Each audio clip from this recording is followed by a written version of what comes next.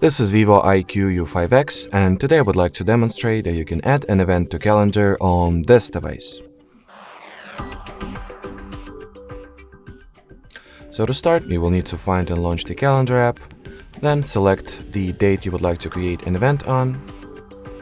Onwards, tap at the plus icon to your bottom right, choose an event option from the list, and then fill out all the event details such as its name,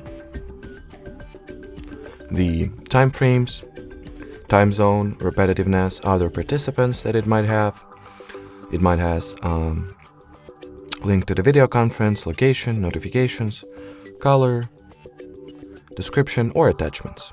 Then hit the save button, and here you have it. Alrighty, so that will be it for this video, guys. Thanks for watching, and bye bye.